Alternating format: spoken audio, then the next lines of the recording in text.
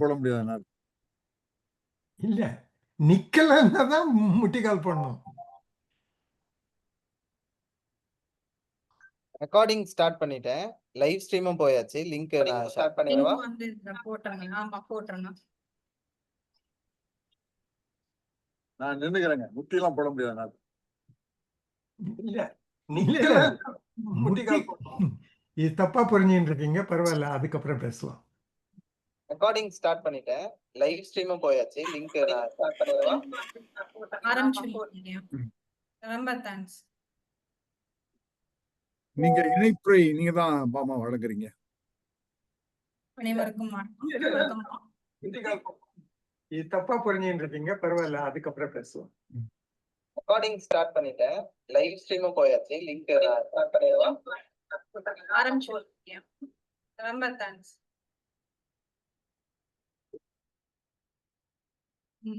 அனைவருக்கும் வணக்கம். This session will start with Tamil Thai வாழ்த்து. ஸ்ரீதேவி, please.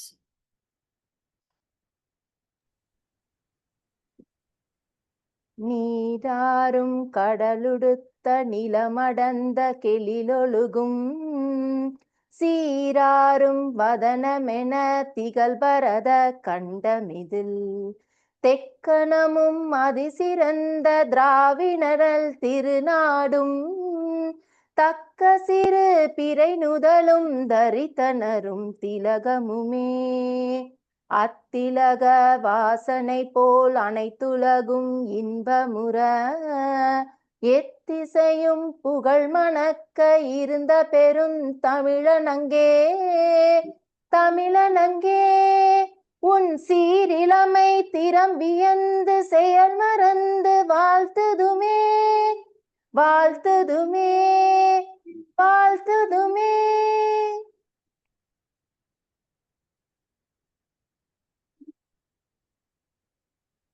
அடுத்ததாக இங்கு கூடியுள்ள அனைவரையும் வரவேற்க அரசு சிலை ஐயாவை அழைக்கிறேன்.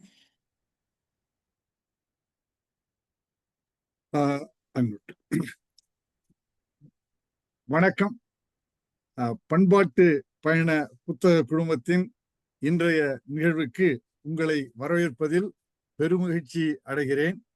இந்த புத்தக குழுமத்தில் முதலில் படிக்கப்பட்ட புத்தகம் திரு ஆர் பாலகிருஷ்ணன் அவர்களின் பெருமுயற்சியில் உருவான journey of a civilization Indus to Vaigai புத்தகம். ஆங்கிலம் தமிழ் இரு மொழிகளிலும் வெளிவந்த அந்த புத்தகத்தின் பெயராலேயே இந்த குழுமத்திற்கும் பெயரிட்டிருக்கிறோம். மானுட இந்த புத்தக குழுமத்தில் மானுட இடப்பெயர்வுகள், மொழியியல், பண்பாடு, வரலாறு, அகழ்வாய்வு, மரபணு ஆய்வு தொடர்பான புத்தகங்களை, ஆய்வு கட்டுரைகளை படிப்பது என முடிவெடுக்கப்பட்டது. அதன்படி டோனி ஜோசப் எழுதி வெளிவந்த ஏர்லி இந்தியன்ஸ் புத்தகத்தை பல வாரங்கள் படித்தோம். இறுதி வாரத்தில் புத்தகத்தின் ஆசிரியர் டோனி ஜோசப் பங்கேற்று கேள்வி பதில் நிகழ்ச்சியை வெகு சிறப்பாக நடத்தி கொடுத்தார். இன்று துவங்கி மொழியியல் வல்லுநரான பெக்கி மோகன் அவர்களின் father's tongue motherland the birth of language in South Asia என்ற புத்தகத்தை படிக்க இருக்கிறோம். 8 அத்தியாயங்கள் அடங்கிய இந்த புத்தகத்தின் முதல் அத்தியாயம் த ரோடு வித்தின். அதை பற்றி திரு சுவாமிகந்தன் உரையாற்ற இருக்கிறார். 8வது அத்தியாயத்தை படிக்கும் பொழுது புத்தக ஆசிரியை திருமதி பெகி மோகனை அழைக்க இருக்கிறோம். இந்த புத்தகம் பற்றி சுமந்தா பானர்ஜி என்ற பத்திரிகையாளர் எழுத்தாளர் as expected, this book is both serious and entertaining, appealing to academics as well as layman readers என்று சொல்லுகிறார். இந்த புத்தகத்தை குழுமத்தில் திரு பேராசிரியர் ராஜ் முத்தரசன் அவர்கள் சொல்லும் பொழுது இந்த 8 அத்தியாயங்களும் 8 பேச்சாளர்களை கொண்டு இந்த சிறப்பு மிக்க புத்தகத்தை படிப்பது, நாம் கேட்பது இல் பி அ ட்ரீட் என்று சொல்லுகிறார். நிச்சயமாக இந்த புத்தகம், இந்த நிகழ்வு ஒரு பெரிய ட்ரீட், விருந்தாக அமைய போகிறது. இந்த படிப்பு குழுமத்தில் உங்கள் அனைவரையும் வரவேற்பதில் மீண்டும் பெருமகிழ்ச்சி அடைகிறேன். உங்கள் நண்பர்களுக்கும் இதை தெரிவிங்கள். மகிழ்ச்சி. வணக்கம்.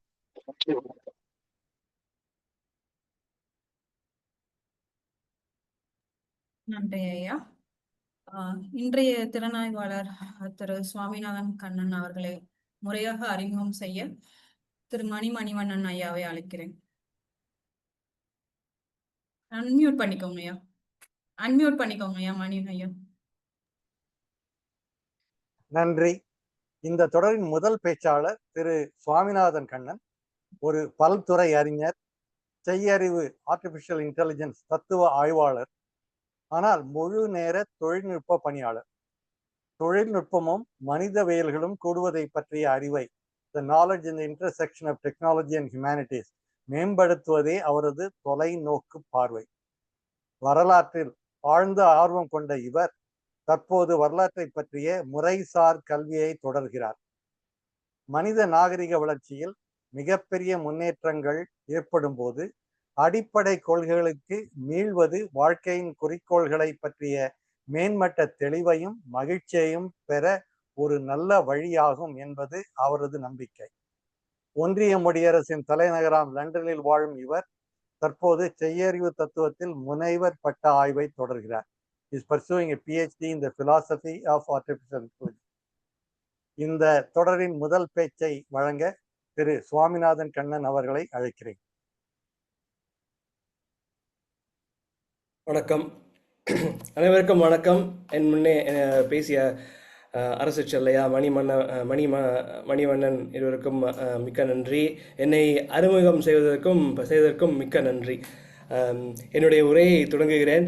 Predominantly, I will conduct this discourse in English for obvious reasons, so that it can actually reach many. We have participants, non-Tamil speaking participants as well. So let's have it in English.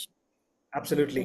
So that being the reason, I plan to conduct this discourse predominantly in English. Where possible, I might try and get some Tamil equivalents, but the key message is to make this as broad as possible. So bear with me as I do that. I will share my presentation and we will go from there.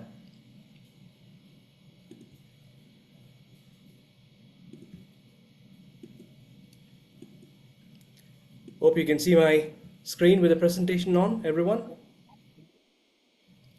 Fantastic. Obviously, I won't belabor the point. The book is Father Tongue, Motherland, written by Peggy Mohan, a renowned writer in linguistics. The first chapter is Road Within.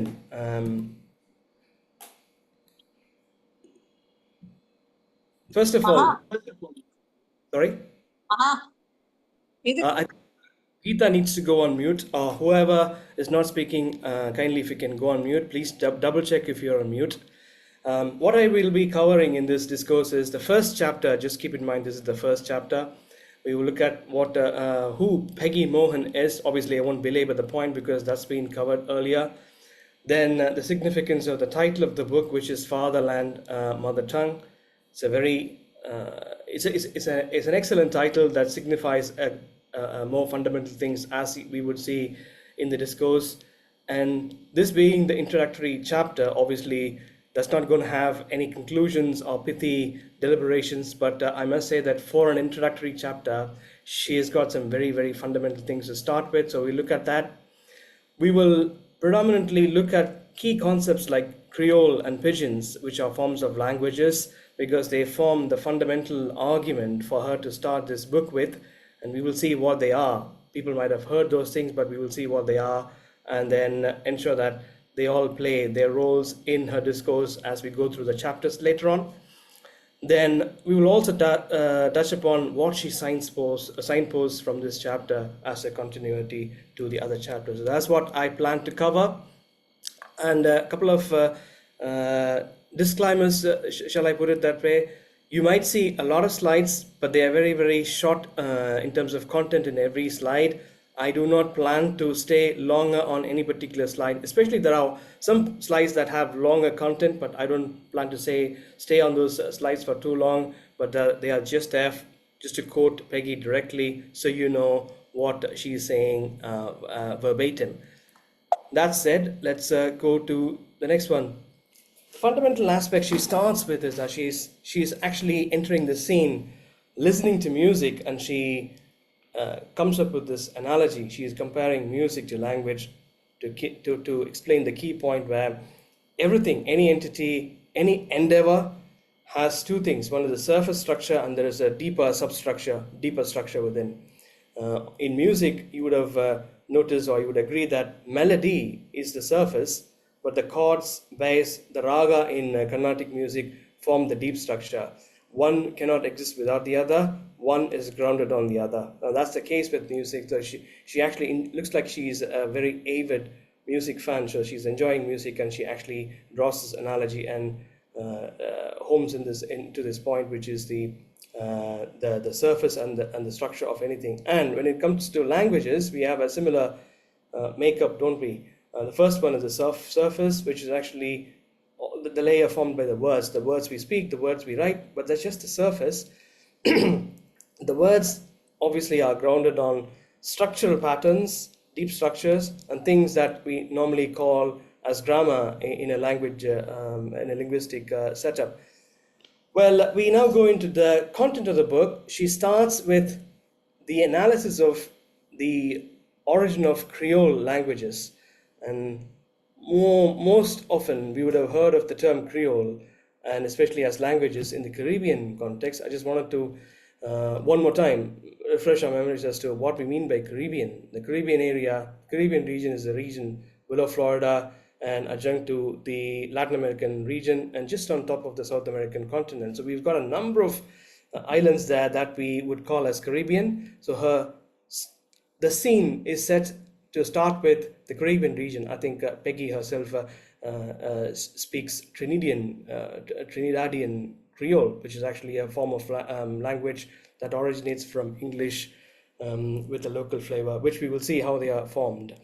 But what are they? The Creoles and the Pidgins in the Caribbean. I need to introduce here, or Peggy introduces two key concepts here: the Pidgin language and the Creole language.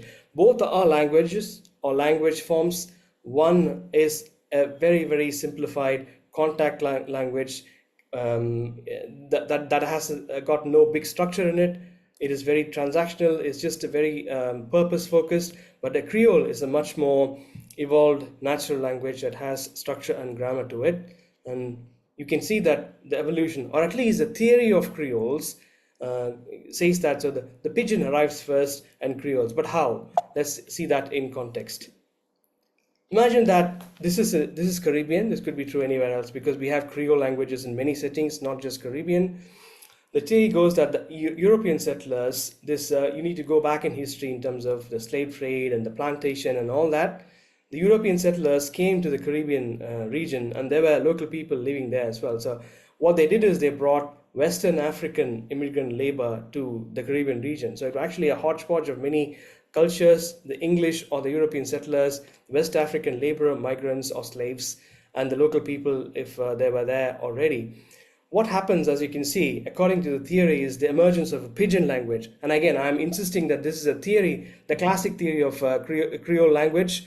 And there's a reason why I call that out, as this is the classic language of the formation of Creole languages. So just follow that line. The Pidgin language, which Kalavai Mori Anakuria, and the surface level, ஒரு ஆழ்ந்த கட்டமைப்பு இல்லாத ஒரு Pidgin language, which is purely transactional, is a contact language, emerges. Why? Because there's a need to go on about the transactions. It's just a number of words strung together for transactional purposes. So the theory says that there is a Pidgin language that emerges, which then emerges to evolves to becoming a Creole language. You have many Creoles, as I said. So Peggy speaks Trinidadian Creole, there's Jamaican Creole, and all sorts of Creole languages. So the Pidgins will then evolve into a more structured Creole language with fundamental grammar and the systems that any language needs to have. This is the standard Creole theory that we have seen so far.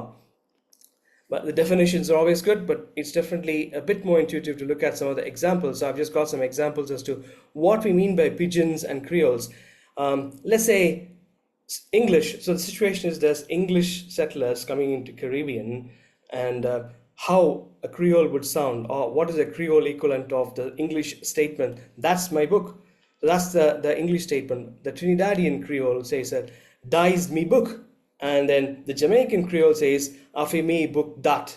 You can see that the fundamental English statement is very clear, and the Trinidadian Creole is closer to English. It says, dice me book. It's almost like a very fashionable language that the Gen Z would probably be happy to have. But the Jamaican Creole is a little bit far away from that. It is a bit more far removed from standard English. But they wouldn't have emerged as Creole straight away, so they probably would have taken the Pidgin route. But I've just got other Pidgin examples. So Pidgin is intermediate. There's the West African general Pidgin that it says that na my book dat. So this is what I said. So this is just a few words strung together. It does not have a structural beauty to it, but it does the job. It says that na my book dat. So you got all the words just jumbled up as though it's a word salad, and that's a Pidgin. In a nutshell, Pidgin, keywords strung together, Creole, more structure with grammar. So that's what we see as Creole and Pidgin. So I hope that introduces you to Pidgin and Creole, because she goes on about analyzing them in very, very deep, in a very deep manner, and I suppose in the further chapters as well.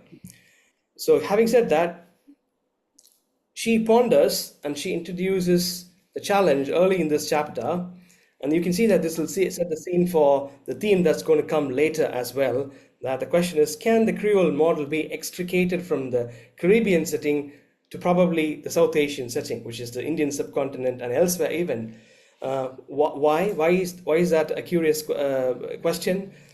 Given that Indo-Aryan languages, and again, when we say Indo-Aryan languages, there's many types of Indo-Aryan languages, the old ones, the medieval ones, and the more modern ones. We are referring to Indo-Aryan languages, to the more modern ones like Hindi, Urdu, Bhojpuri, Audi, and so on and so forth. It looks like they have a surface of Sanskrit by way of words, if you remember that definition, but then they may have a grammar that's slightly different, or actually fundamentally or significantly different from what we have in Sanskrit. So surface, one language, a structure, different language. It has a very similar setting of a Creole, where the words were borrowed from English and the fundamental systems were actually retained from the West African languages, because remember that these were the West African immigrants, slaves that actually came to the Caribbean. So surface from one, structure from another. Hindi might have that. We will see some examples as we go through this presentation, but that is the reason for which, the reason based on which you can be curious that can these be Creoles too? She specifically goes on to say that you can do that by inspecting the morphology of the languages. அந்த சொற்களின் அமைப்புகள் especially towards the end, எப்படி அந்த சொற்கள் முடிகின்றன என்பதை வைத்து அந்த morphology, அந்த கட்டமைப்பு, சொற்களின் கட்டமைப்பை வைத்து she actually makes that case. But then case endings, what are case endings? So she talks about case endings of a word. A case ending is just nothing but if you have a noun or an adjective, and every noun noun being a word plays a role in a structure and in a statement, making sense or giving meaning to the statement. So they can be subject, object, possession. So Swami can be a subject or an object, or it could be also expressed in a possessive sense. So this is really the cases, the various cases, and the endings as to when those words, the subjects or objects of the words, when they play a particular role, how do they end? Therefore, endings. We're going to inspect those case endings to actually see if we can make a theory that could these Indo-Aryan languages, or do they have some similarity to Creoles as well? Can they be Creoles as well? So that's actually what she is discussing in chapter 1. And some examples as to the case systems. Obviously, this is a very pithy slide with lots of content. I wouldn't go too deeper into the slides, but let's look at two cases. The nominative case, where there's a subject and there's the other part of the sentence.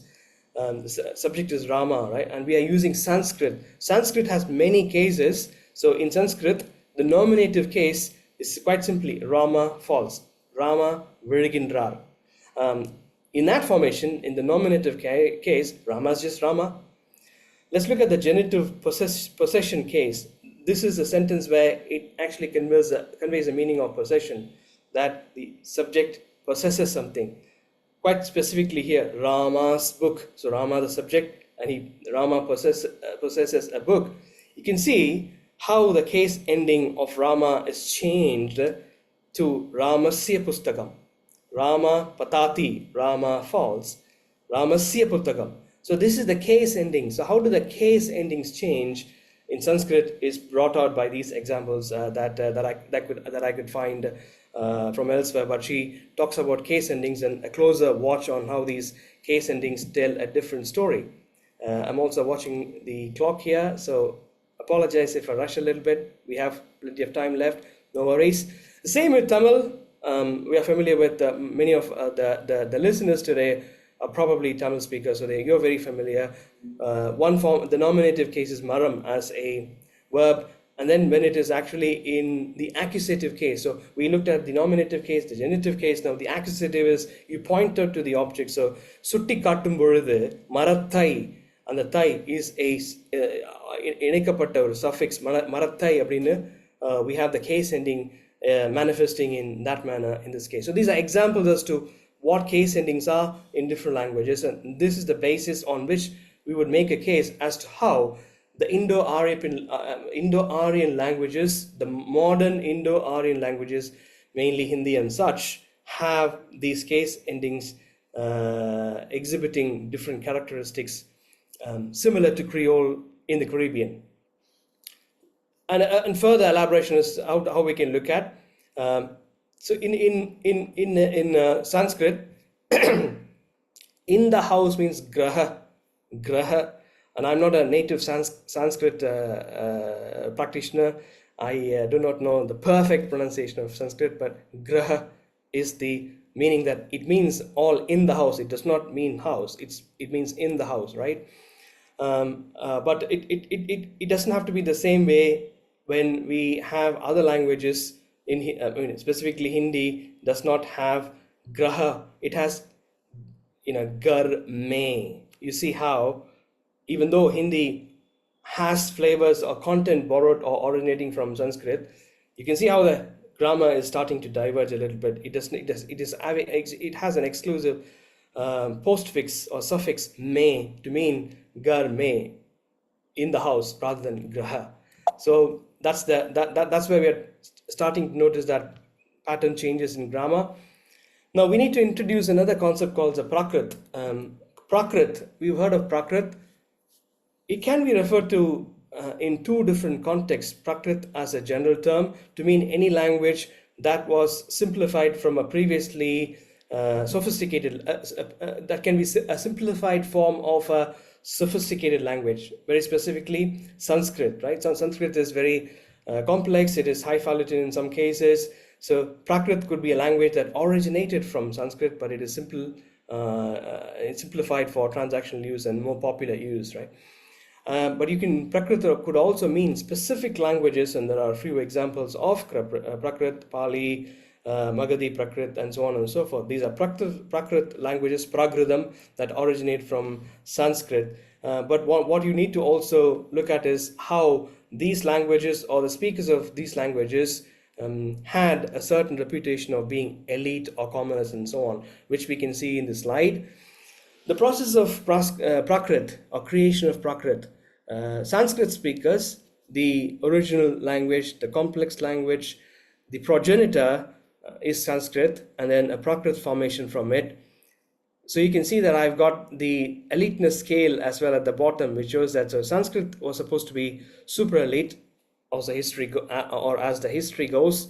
Prakrit is still elite, but it is different from a commoners languages, and this is the commoners languages that we will focus in the future slides to mean the Indo-Aryan languages that came after or as a process beyond or after these two things. So that's what is a Prakrit is. It is still very close to Sanskrit or a previous progenitor language, but it is a bit more simplified than the early one. But you should notice that it still is elite language. Not everybody speaks Prakrit even in the local population. So that's what I wanted to bring out: super elite, and the commonest languages. That's what we mean by Prakrit. So just to in a nutshell, we talked about pidgins and creoles. We also talked about Prakrits as a concept. So Peggy, I'm just introducing these terms because these are the terms that Peggy uses to discuss concepts in this book.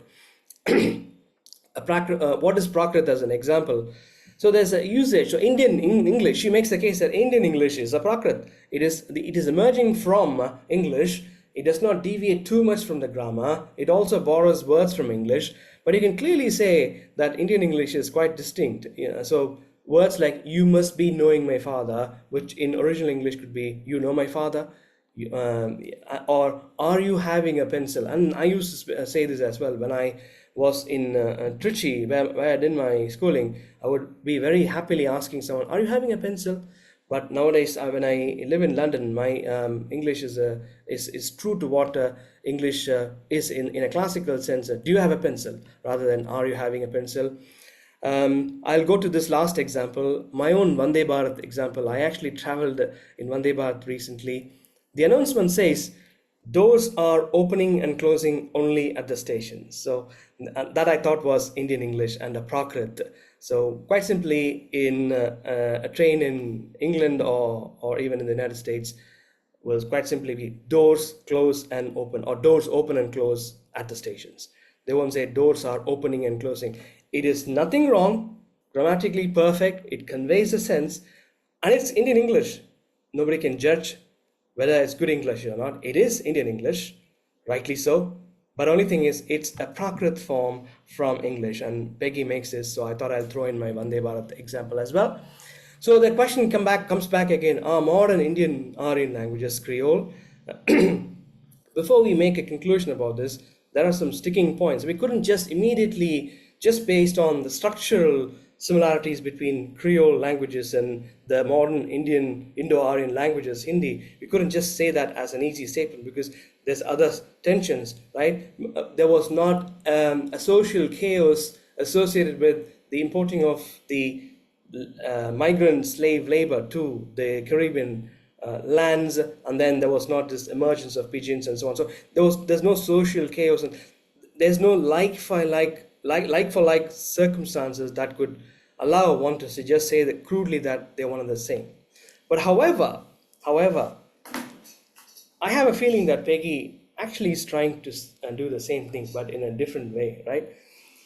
So this is verbatim from page 17. She aims to turn the whole model of language change on its head and arrive at another theory that makes more intuitive sense, one that better explains. Meaning, it's not as simple as the settlers came in, they brought some migrant labor, slave labor, and then the pigeon languages emerged and they evolved to Creole. It's not as simple as that. So she's starting to challenge the classical notion of that. But the question that I have in my mind probably will emerge in the future context is that, is she just trying to do that in the Caribbean context, or is she going to also include the same argument of the development of that new theory in the other contexts, including the subcontinent, is to be seen later on. I think we saw this earlier, the Graha example, the Garme example. To add, in Tamil and Malayalam is a very similar situation. Like Garme, we will say, we have ill, we till, like Garme, we till. So ill is again a postfix, suffix, rather than Graha, which is a locative form in Sanskrit. So you could make the argument here that Hindi is closer to Tamil and Malayalam than Sanskrit as far as the structure and grammar is concerned. Therefore, the question again emerges. So, was there a similar force such as creolization? By creolization, what we mean is the whole migrant labor situation in Caribbean. So, could there be, or was there similar forces in play that led to the creation of these Indo-Aryan languages in a similar sense? Yet to be seen in the future chapters, but that's the question that we encounter in the first chapters as we read her book. I mean, specifically the first chapter of the book. Well, there are challenges, as I said. One we talked about social chaos. There's no social chaos, very similar to what we have in the Caribbean. It's completely different, a much more peaceful, elongated, long-term migration towards the Indian subcontinent. So that you wouldn't have that as the same reason. And then sameness of Creole, regardless of whether they emerge in plantations, they may have variations, but there's a sameness in all Caribbean Creoles. So it's hard to explain as to how that would be the case, because if everything was containerized and confined, then how would you have a certain sameness at a higher level in this case? So questions like that arise in the situation. The key point she makes is that if you go back to the visualization here, the settlers, the local people, the pidgin language, Kalawai Mori, Melotamana Kalawai Mori, surface language emerges transactional, and then the first generation children of that pidgin speakers create the Creole language, which much more grammar and so on. How can that be really possible? Because when the pidgin emerges, we already know that the pidgin is structureless. It's just a very topical surface level languages, devoid of any structure. But how would they actually bestow the structure very similar to their ancestral languages, perhaps from Western Africa in that setting? How does it emerge back in again? You can't say that, because these children are first generation. They probably just know pidgin.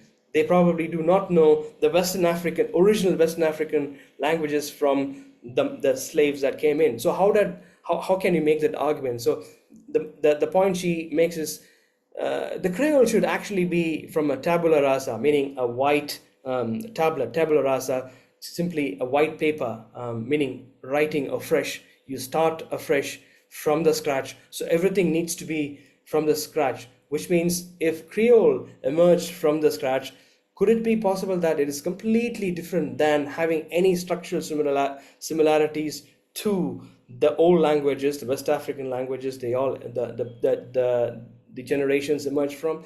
So it is not a self-contained cohesive theory, according to Peggy, the classic Creole theory, and she feels that there is inherent tensions in that theory.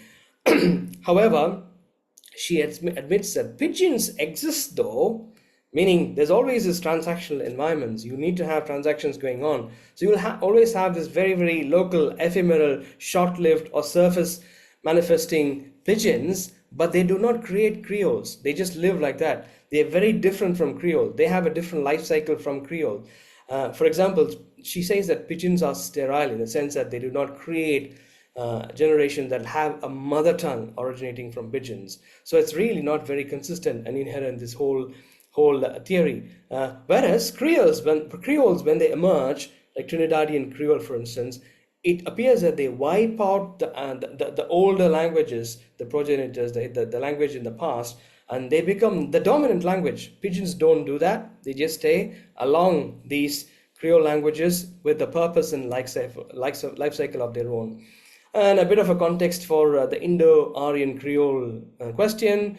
She focuses the timelines in the 10th and 12th centuries, the Indo-Aryan, the mixture languages, the Creole-like languages emerging, replacing the older languages that would have stayed there before the arrival of Sanskrit and so on, were replaced. The Indo-Aryan mixtures became permanent, and they became the permanent language of the generations, and also mother tongue of the generation, right? That's what the difference between Creole and Pidgin is, and she places that in a chronological time frame in the 10th and 12th centuries.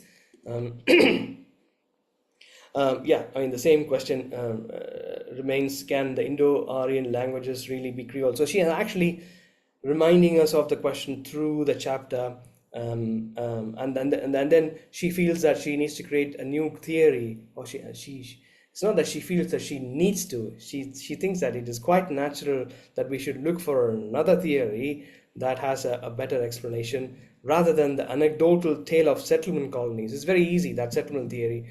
Migrant laborers came over, settlers came over, Pidgin came, and they become Creole. Very simple, but I think she thinks that that's too simple to be substantial and worthwhile. Again, a bit of context for the Indian subcontinent. Going all the way back, this is the ancient times, not ancient times, probably 65,000 years ago, when the migration happens. We know that there's probably three dominant migration, two being more important. The first wave of settlers, and these are wanderers, they came as families. They didn't have purposes. They were wanderers rather. They came as families. But then the point she makes then, subsequently, mostly subsequent migrations were male dominated. I mean, you can look at that in many classic examples. It's really I mean, you might have women as well here and there, but predominantly male that's actually migrating either for work or for other purposes of exploration. It's like male dominated. So that's what happens in the subsequent migration. So she makes a case that in subsequent migration towards India is predominantly male dominated, and there was a time where the importance were shifting from the educated Brahmins to kings and tradesmen and craftsmen. So this is where the society is forming with all the divisions of labor and the societal considerations and classifications with labor and culture. I mean, everything is the same culture, but you still have subcultures within culture organized along those lines. So this is the context in which he is considering the possibility of Indo-Aryan languages being compared to Creole. The one other point that I wanted to bring out from this chapter is the focus on women. And as we know, and as we saw in the earlier slides, women are not natural migrants. And there's a reason why male are the predominant migrants. And I know I copied the whole paragraphs just to quote verbatim. I won't go through them all. She points out a Trinidadian question that in the Trinidadian setup, only when women were also brought in, and the women were brought in as migrant laborers, Bhojpuri was starting to take root in that region. Until then, it was not quite sure, because only when you have women coming in, you have children being born, and both the father and mother passing on both their tongues, wherever the father comes from and wherever the mother comes from, they actually pass them on to more substantial language formations, in this case being Creole. And she finishes with a nice little quip here, or a funny note here saying that, and the Indo-Aryan languages are Creoles too, because they're also, as the witches in Shakespeare's Macbeth might have said, of woman born. So she's putting the focus on women as a key reason. So the previous explanations, the Pidgins and Creoles, does not focus on women predominantly. It's not even talking about women, but she says that you need to bring the women into the equation, because they are fundamental for the continuity of the culture and therefore the new language formations. Therefore, we are coming to the end of the slides, and therefore my discourse about the first chapter. What she thinks the process could have been is, rather than a pigeon route, the process could have been that there were male settlers coming in, and you can see there's a bigger local population. The local population would have been speaking the old languages. This is prior to Hindi or Bhojpuri and so on. But there was always a local people that were somewhat elitist, that actually mingled with the male settlers and created Prakrit, or they became Prakrit speakers. And then it's not a dramatic situation that the Creoles emerge, as in the case of Pidgin Creole, which just happens in one generation.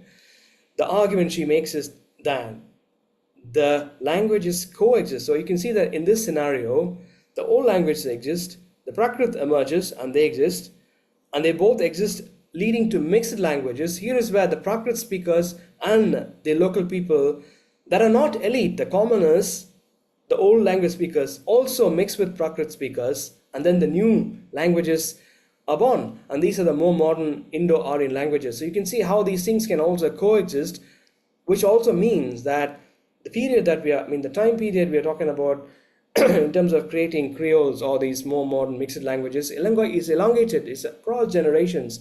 It's not just in one generation or two generations, as the previous Creole theory suggests, with the Pidgin being the intermediate conduit between the two languages. Now, putting that a bit more into the Indian context, I think I said this in the earlier slides. The Sanskrit, Prakrit, and any one of those Prakrits, and more Indo-Aryan being Hindi, Bhojpuri, Audi, and all that emerging, and so on and so forth. So that's what she says. So we're coming to the end of the slide. I'm looking at the time. I think it's probably going to be okay, because 9:40 is the time given to me. To put this in context, she's written a book earlier, The Wanderers, Kings, and Merchants, a linguistic journey of India or something like that, where she discussed the male-driven migration, etc. And she makes the case that Sanskrit is the father tongue who had children with the local men, with the generation that created the Prakrit, but there were others who were out of the loop still with languages that live alongside Prakrit, according to the visual I showed there. So that's the crux of this first chapter. So just to summarize, this is the thing that I said I'll discuss, and I started the discourse. We talked about the keywords. What are pigeons, creoles, pigeons, Kalavai Mori, surface level, Male-Ottomana Kalavai Mori, Creole, much more stronger, structural language with grammar included. What is the we also looked at what is the pigeon-based Creole theory, the simplistic theory of Creoles in the Caribbean setting. And we also discussed how we challenge that theory, the Creole theory, and how there are new ways to think about Creoles, the elongated emergence of Creoles rather than a simplistic, drastic emergence, and then reimagining the Creoles or likening the Creoles or comparing the Creoles to the modern Indo-Aryan languages / Creoles, ? I don't know how she handles that in the future chapters in the Indian context. We also talked about the role of women in the Creolification or the Creole creation. And quite honestly, that is what I had for you all today in terms of the first chapter. So I wish you all good luck, and I hope you get the continuity from here to the subsequent chapters. Thank you, and over to you guys for discussions or questions or whatever it might be the case. Thank you very much, Swami. It was indeed a great session. Over to Professor Rajmutharasam for the Q&A session. Thank you for a very nice overview. That was excellent. First, let's answer questions that you guys may have for the speaker. If you could put up your hands. Yeah, the first one is Paridimal Pesinga. Could you unmute yourself and then ask your question? That's why put the hand. Yeah, Professor. அவர் வந்து he shared a clapping smiling. Oh, I see. Any questions? So Swami did such a clear presentation that no questions? Never the case. They probably can't get started with the questions because they may have too many.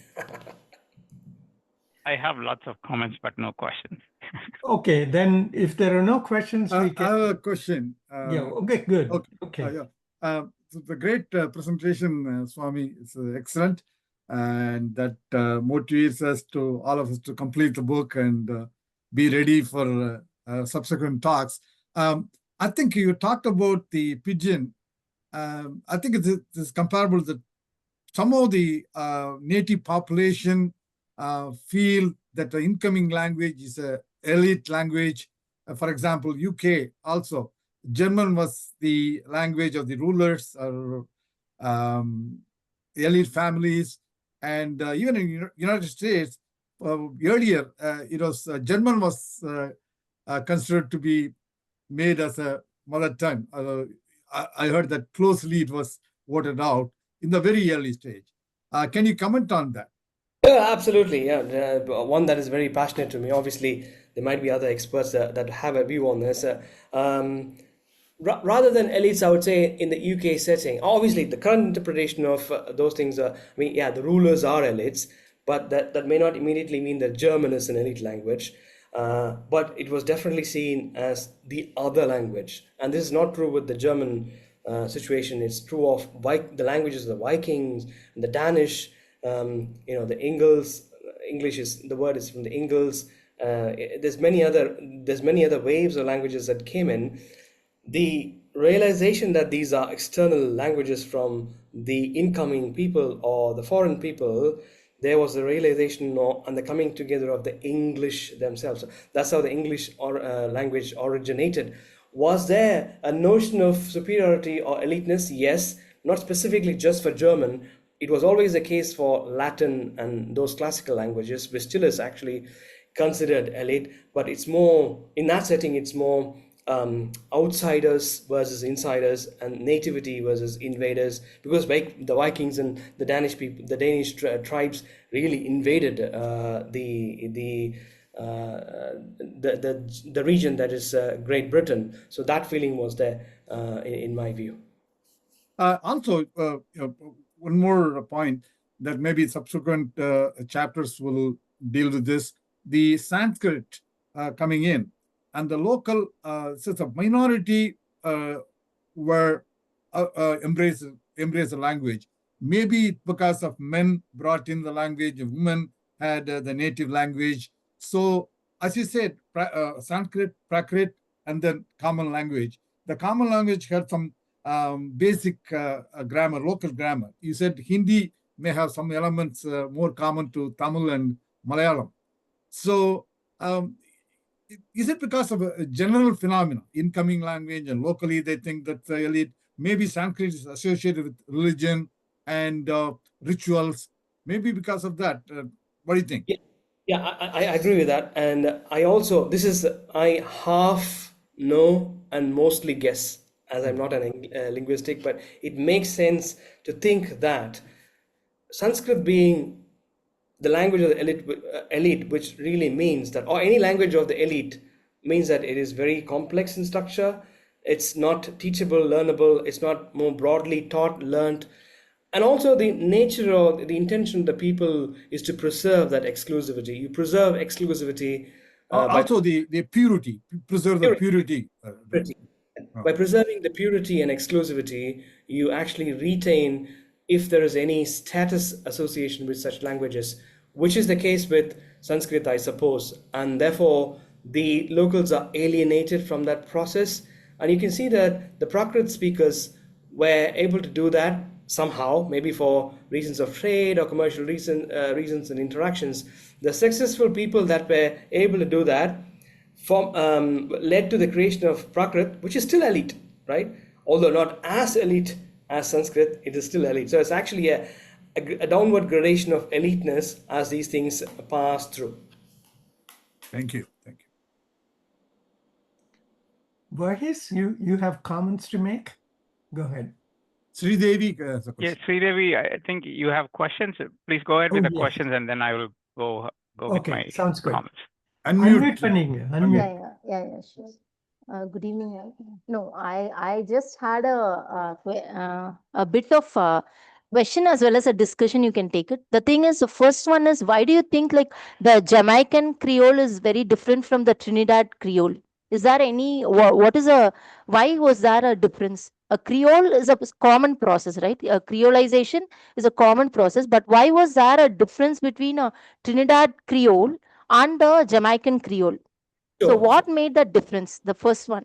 The second one is, as far as I understood, the languages when they come in, I think she's separating it into three structures.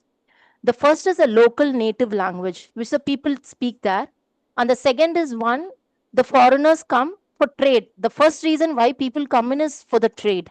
So when they come in for the trade, the language they use, what they speak, it is only for the trade. And that is what is, she's calling it as pigeons or whatever. I'm not able to pronounce it properly. It's called pigeons. I thought it's pidgins. Okay, it's pigeons. And these are the temporary languages actually. So that is what I got it. So this doesn't get into the structure. It doesn't get deep into the people's language. So next comes your creolization. The creolization is something where the natives, it is like a permanent settlement where the persons come in. It's not for the trade. They permanently settle in. And when they permanently settle in, the people mix, their languages are absorbed by the local people, where the surface forms your creolization. This is what I got it from what you said. I just want you to clarify, is this what it meant? Absolutely. So I think you've got two things. The first one is why is Jamaican Creole different from Trinidadian Creole? I think the answer to that is quite simply, there's no one West African language in play, because these migrant people are from various different countries, right? So you need to consider that factor. So you'll have settlers in one area who is predominantly from a particular region, a country, nation state, etc., etc. So that could have been because that provides the key ingredient for one of the two things that we talked about, the structure and the fundamental basis and so on. The surface is just the same. Let's say if it's predominantly an English colony, then the surface language is just English, but the second level, the structural level is being differentiated depending on where the migrant labor or the slaves came from. So that's actually probably one of the key reasons for the emergence of different varieties of Creole. The next thing that you said is, that's correct. Pigeons are just very, very superficial, ephemeral, short-living, sterile languages that end with transactions, just stringing together of words. I think that's why I think there's more credibility in what Peggy says in the formation of Creole, not through pigeons, but actually through the Prakrit route. And that's actually what you were saying, more fundamental. I mean, in both cases, it might be the situation they came in for trade, but regardless of why they came in, the emergence of Prakrit, another substantial language, very close to Sanskrit, but again a bit more practically usable, transactional, and they live together. I mean, Prakrit and other old languages, they live together, as you rightly said, over generations. There's mingling and mixing of these two speakers, leading to much more substantive, ground-up formation of languages that became this Indo-Aryan or Creole languages. So that, she thinks, is a more plausible reimagination of the Creole theory rather than the pigeon Creole theory. So you're right in that imagination. That's exactly what I was trying to say as well. Yeah, thank you. Okay. Mani, you have a question? Go ahead. Unmute yourself first. Okay, all right. A very fascinating theory, and thanks, Swami, for an amazing introduction. I was thinking, she can easily apply the same theory to emergence of Malayalam, which emerged from Tamil, and with a mixture of perhaps some variety of Prakrit as well as Sanskrit. And if you apply the same theory to Malayalam, I wonder if she will find similar results. And if it does, I think it will add support to her theory. 100% Mani, a really, really good observation. I can see how that's possible. And this is exactly, I mean, you can see the passion with which she says that statement, which she says that she wants to reimagine the theory. So I think she thinks that that's too simple, the old Creole theory. And this is a more global, it's a theory that can be applied across context, which means it's a globalizable theory. And these are how languages perhaps are formed. Maybe that's the case she's going to make subsequent chapters. So I completely agree. That's a very good extrapolation of the theory in the Malayalam setting. Yes. I think she talks about it in her other book. This Malayalam thing, she talks about it in her other book. Bama, can I add one more point on this Malayalam thing? Yeah, please. Go ahead. See, if you really go into Malayalam and then able to really listen to it very carefully, when the people are speaking on that, you will find that the root words of Tamil is still followed over there. There are a lot of root words. And then you may find it like those who really love Tamil to learn the real, without mixing in English, you want to speak on that, then the right to easily pick up the root words from Malayalam if you listen to them. Because I'm working with a lot of Malayali colleagues when they speak, and then I used to listen to them, look like we lost the words or we are not using the Tamil root words, but they are still using it actually. So I could say that the Malayalam is a Creole of Tamil and Sanskrit. This is what my understanding about Malayalam. It is exactly. Don't tell them that. Yeah. They might beat you up. Yeah. But see, we are here to try to understand it likely. I can give. Yeah, we're speculating. Sure, we can give just list it out, record it, list it out. I want to do such a things actually, but I don't have a chance for that to do that one. Like record it, and each word is separated by one line, and then we can say this is the root word of Tamil, and this comes from Sanskrit. Like that, we can very easily list it out actually. Let's go to Vahis. He had a comments to make. Vahis? Yeah, so I have several comments to make here. I do appreciate the way she's approaching the problem area and trying to transform what she has experienced in the Caribbean landscape and the creolization into other continents and the ancient languages. yes, there is a lot of fusion, but what we have to be careful about is the language classifications that she's bringing into picture, and the timeline of language evolution that she's trying to cover is pretty vast. So we have to be cautious here about the Indo-European languages versus the Dravidian languages.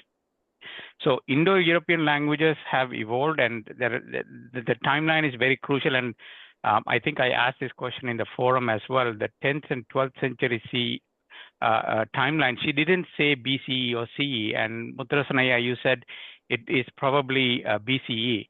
I still have a question on that, because when we talk about Indo-European and descendants of Indo-European languages and Indo-Aryan languages, yes, we are talking about 12th century, 15th century BCE. But when we talk about Hindi, which is what she is indicating here, which are adopting the Dravidian grammatical structures, that is 10th century CE. So that's why we have to be careful. The Indo-Aryan languages and the Prakrits have the same structure, have the same vocabulary. Where it actually starts changing is when they call the new Indo-Aryan languages, which are the Upper Brahmsas, that are Hindi, Bengali, and all those things. Those are the ones that there is a theory, according to her and other scholars, that they could have picked up the Dravidian grammatical structures, which is the postposition stuff. So the Prakrit languages, the Pali and the Ardha Magadhi and all those ones are direct descendants in the Indo-European, Indo-Aryan lineage, and they don't have this difference. They are still the same. It's just the simplification part. So we need to be careful about the time boundary that she is talking about. And the earlier ones are not really Creoles. The Creoles really could have happened in the later stages. And I think the 10th century and 12th century could be the CE, because that's when the real fusion happens. And that also, it's only a theory. It's not the theory, because what she is mentioning here is about the grammatical structure, the postposition adaptation by the new Indo-Aryan languages like Hindi. And I do agree, like I can double click on that and then go into Tamil a bit. I did look into that yesterday as well in Tamil for all the Tamil. Geeta, pardon me for going into the Tamil a little bit.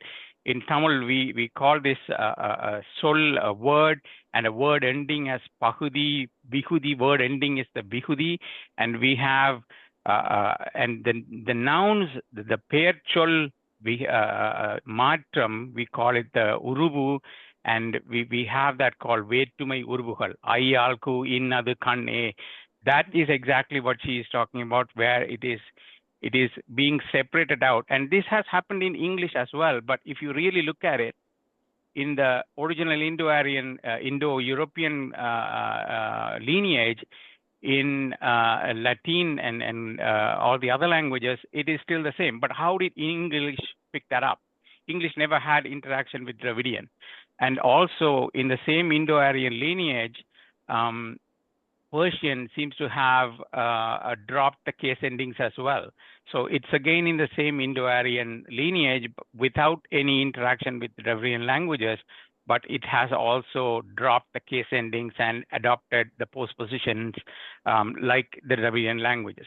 So, I mean, her proposition is a viable, something that we need to explore. Maybe she will explain that in the later chapters. But for now, I'm a little iffy and it's a bit cloudy. It's okay, I guess, for the first chapter of the book to be like that. But later on, hopefully we will see. And also, we need to be cognizant of what sort of languages that are in context. So at the time of Aryan arrival, the current theory holds that there have been 4 possible languages that existed, or language families that existed in India. And that is Dravidian, Austro-Asiatic like Munda languages, and Tibeto-Burmese languages like Nihali. And also they have this language X theory, which is the Vedic Indus Valley civilization languages, which nobody is able to decipher yet. So these were the languages that she should be bringing in as the Prakrit creation languages, nothing else. So if Aryans brought in Sanskrit, one of these 4 languages could have merged and brought in the Prakrit, which is not the case. Nobody has done that. I don't know if she does that later on in the book, but if at all the Prakrit creation is a creolization, then these are the languages that needs to be brought into the picture, not Hindi or anything. Hindi and Bengali and all of those are further down the tree in the Indo-Aryan lineage into Prakrits, and further down simplification, and then they might have merged with the Dravidians and then picked up the postpositions and the grammatical structures. So those are the comments that I just wanted to make. I'm just being a bit critical at this point, but we'll see. Okay, let me just add one more complication and then we'll open it up. We are pretty close to our time. There are many open questions, obviously. There is no doubt about it. You make very important observation. The timeline of 1000 BC or 1000 CE is of course a little bit open. We have, for example, isolated communities. We have about 70, 75 tribes and communities that have been isolated. One that I'm very familiar with is Todas, because I went to school in Ooty. And they did not mix. This is the non-elite people who lived in this part of the world. An anecdotal observation, when you hear Toda speak, they use a lot of ish sound. Kish, mish, அப்படின்னு இருக்கும். But Elamite language has the same type of phonemes. ஆனால் தமிழில் அது கிடையாது. Tamil does not have those kind of aspirated sound, although Toda is considered a Dravidian language. That's one comment. The other comment is, complication is, we have Y haplogroup R2 are known to have, it is the belief that they came into India long time ago, long before the Vedic people came, who were R1A. They were sister siblings of the haplogroup R. The reason is, in the Iran outer periphery, one of the genomic analysis that was done, one of them was R2, and we have a large number of R2 in Bihar, and we have R2 at 4-5% pretty much all over India. And you find them in the tribes as well as the common people. Many people of Tamil-speaking people have as much as about 5, 6, 7%. So R2 people came into India long before the Vedic people came in. We do not know the exact route they take. If I were to backtrack their current situation, the fact that they are high in Bihar may suggest they came into Bihar via Tibet. This was, by the way, Spencer Wells' theory. And then they distributed into India. We do not know that for a fact. The language they would have carried would have been related to some Proto-Indo-European language. Was that some version of Prakrit? I have no idea. But something for us to keep in mind. Peggy Mohan completely ignores this. The reason is she does not have access to this piece of information that really evolved about 4 or 5 years ago. So that is something for us to keep in mind. We are a little bit past our time. Should we bring our session to a closure? Yep. I think Swami has a point to make. Swami. Okay. Just a quick observation to Vahis especially. First of all, it's good to be skeptical, Vahis. I agree with that viewpoint. Just 2 clarifications I want to make. She does not say that Prakrit formation is creolization. So she only talks about creolization in the mixture languages. So Prakrit is a separate thing. So she counts that out. And she does not say that when the Indo-Aryan languages or the Creoles form, they actually adopt from Dravidian. She does not say that. She says that structurally they are similar to Dravidian, which means that the Dravidian structure could itself been borrowed or inherited from a really old language. So you're absolutely right with the time. We should be cautious about the time period, but she does not make that case explicitly that the Indo-Aryan languages took the grammar from Dravidian. She does not say that. She says it's similar. Therefore, she leaves plenty of room for the timeline to go as far as back as you rightly pointed out. Since I wanted to make this point earlier, I'm sorry to have taken another minute. Gare in Sanskrit was gar me, vi till Tamil. So the post position gets integrated. It is known as an agglutinative process. That is typically a Dravidian language property. And it is not in, for example, the northern Indo-European languages. Part of it is present in Sanskrit, but Indo-European languages, if you go to German or English, it's still preposition, to house or in-house, but in Tamil it is house in, right? So that difference is very uniquely, and also the in gets integrated with the noun, and that same thing happens with verbs as well as adjectives. That property is sort of unique to Dravidian language group. By the way, that is also present in Elamite language, and it's also present in Sumerian language. I'm making another point away from the main point, but you made a very nice presentation. It was very nice. You opened up a lot of questions. Let's exchange ideas through the WhatsApp group, make your comment, and then we'll go through this. And perhaps I'm thinking before we meet with Peggy Mohan, we should meet ourselves and have this ironed out in our own head. I think it'll be good for us to discuss, because obviously it has raised a lot of creative process in all of us, which is really what the purpose of these kinds of meetings are. Okay, let's bring a closure, and Bama will say the usual. Okay. Sridevi, you have been raising the hand. Is it a quick comment? Yeah. Please. One, I just want to ask, why is that case endings are discussed so deep when you analyze a language? What is so much unique, or why she talks about these case endings? You can even answer in WhatsApp, just a question. Yeah, let's do WhatsApp. That's an important topic, though. Yeah, thank you. You put a finger on a very important property of Dravidian languages. அனைவருக்கும் வணக்கம், மிக்க நன்றி மாமா, நன்றி பேசியவர்களுக்கும் வினாக்கள் எழுப்பியவர்களுக்கும் நன்றி. என்னுடைய தலைவர் புத்தரசன் அவருக்கு மிக்க நன்றி. அவர் உங்களை தலைவிங்கிறாருங்கம்மா. இல்ல தலைவின்னு சொல்றது இவங்க நிறைய போய் சொல்லுவாங்க. பார்க்கலாம். Let's bring it to a closure. Yeah. So we should really congratulate ourselves for having this session, which is an eye-opening session on the linguistic forum. So as we have been talking in this study circle, like we want to understand what brings in a civilization, and language is a very important part of the civilization. So we should also have some reading materials in this forum, because both Mutharasan Ayya as well as Aras Ayya keep telling, as well as Manivannan Ayya, they keep telling that it is, when we want to understand a civilization, it is very important to see it in a multidisciplinary process, and linguistic is one of them.